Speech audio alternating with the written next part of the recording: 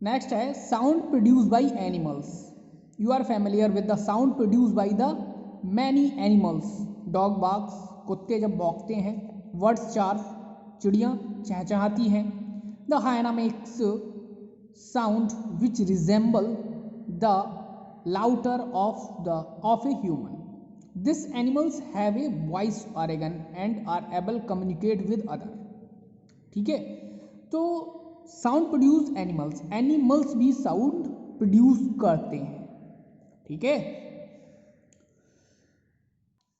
बात करते हैं इन ह्यूमन. ह्यूमन में the sound is produce by the voice box और द लिरिनेक्स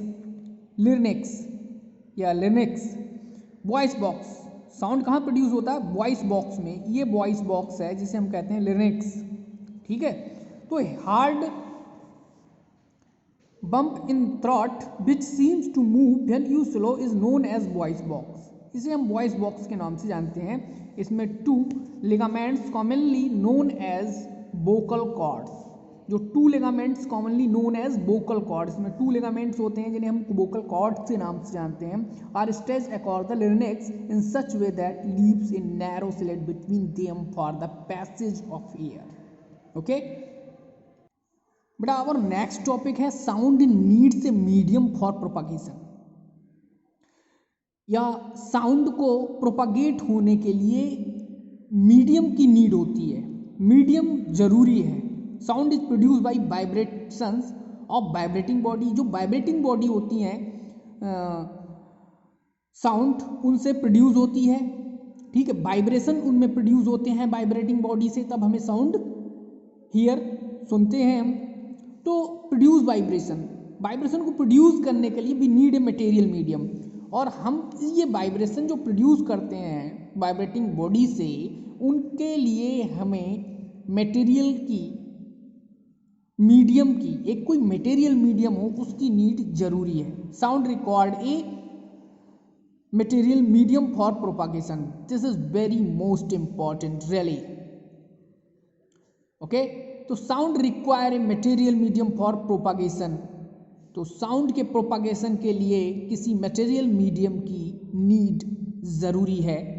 ठीक है, to prove this let us perform this activity. आप उसको प्रूव कर सकते हैं एक्टिविटी 13.7 से विद दिस हेल्प. ठीक है, इस डायग्राम और अरेंजमेंट के थ्रू आप इस एक्टिविटी से ये प्रूव कर सकते हैं कि साउंड को प्रोपागेट होने के लिए मटेरियल मीडियम की नीड हो सकती है. ठीक है, तो ये आपका होमवर्क है, आप इसे होमवर्क में करके देखेंगे. ठीक है, तो speed of sound in different media.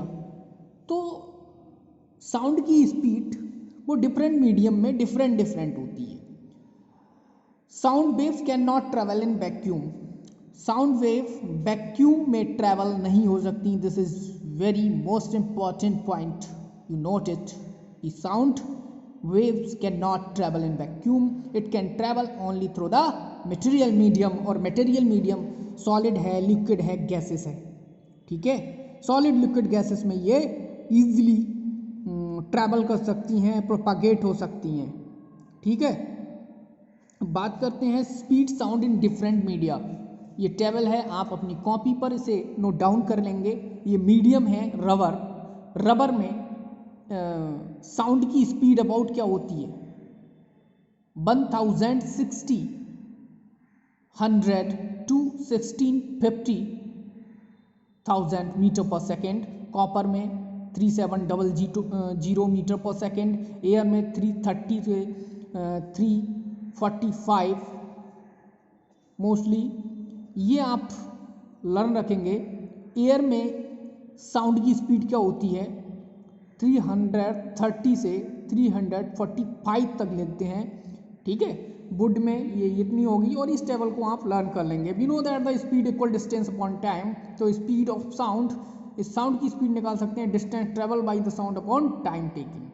Okay, next topic है we hear sound through our ears. हम साउंड को सुनते हैं थ्रू आवर ईयर्स, अपने कानों के द्वारा. Year has 3 parts, outer ear, middle ear and inner ear. Year जो है हमारा कान, वो 3 पार्ट्स रखता है, outer ear, middle ear and inner ear. Each part of year services purpose in the task of detecting the interpretive sound. ठीक है, ये इसका ह्यूमन ईयर का ये इंटरनल स्ट्रक्चर दे रखा है। आप इसको क्या करेंगे, अपनी कॉपी पर ड्रॉ करेंगे। ठीक है, तो आउटर ईयर की बात करते हैं। Outer ear consist of an ear flap pinna जिसे कहते हैं, and an approximately 2 centimetre long ear canal. ठीक है, या ईयर ट्यूब कहते हैं इसे। ठीक है, तो ये इस तरह से। और the shape of pinna like as a funnel, जो शेप होती है पिन्ना की वो लाइक एज ए फनल की तरह होती है। ठीक है, मिडिल ईयर की बात करते हैं। The middle ear is an air filled cavity behind the eardrum. It consist of 3 tiny interconnected bones, the hammer, anvil and stirrup. ये दिखाए गए हैं आपके डायग्राम में। और इनर ईयर जानते हैं आप क्या होता है। The inner ear consist of a cochlea, the semi circular canals and the auditory nerve. तो मेन है इसमें करेक्टरिस्टिक ऑफ साउंड। साउंड की करेक्टरिस्टिक्स क्या होती हैं। ठीक है, तो साउंड की करेक्टरिस्टिक्स होती हैं, we have learned about the amplitude, time period and frequency of vibration. तो amplitude, frequency determine the characteristic of sound produce. Sound produce जब होती है तब ये करेक्टरिस्टिक्स मिलती हैं हमें देखने को। Can you different sounds on the basis of their amplitude and frequency. ठीक है, हम डिफरेंट साउंड्स को बेसिस किसके, एम्पलीट्यूड और फ्रिक्वेंसी पर ड्राइव कर सकते हैं, एक्सप्लेन कर सकते हैं। जैसे फर्स्ट टर्म आती है लाउडनेस, क्या होती है। To understand better loudness, let us perform this activity. To understand better loudness, better loudness. तो लाउडनेस बेटर कब होगी, जब उसका एम्पलीट्यूड इंक्रीज कर देंगे। अगर हम किसी साउंड का ये एम्पलीट्यूड इंक्रीज कर देंगे तो साउंड हमें क्या है, लाउडनेस उसकी मोर हो जाएगी। यानी एम्पलीट्यूड को हम डिनोट करते हैं ए से। एम्पलीट्यूड को इंक्रीज करेंगे तो आप लाउडनेस भी क्या हो जाएगी, इंक्रीज हो जाएगी। तो मेनली हम कह सकते हैं जो लाउडनेस है वो किस पर डिपेंड करती है, हमारे एम्पलीट्यूड पर डिपेंड करती है। ठीक है, greater amplitude louder sound. Okay, next एक चीज और है हमारे पास, पिच क्या है, पिच। तो first of all I define you, सबसे पहले मैं इसको डिफाइन करता हूं कि पिच है क्या। तो द कैरेक्टरिस्टिक, पिच है क्या, this is the characteristic of sound. ये साउंड की कैरेक्टरिस्टिक्स है, which depends on the frequency of vibrating body. ये वाइब्रेटिंग बॉडी की फ्रिक्वेंसी पर डिपेंड करती है। ठीक है, साउंड नैरो और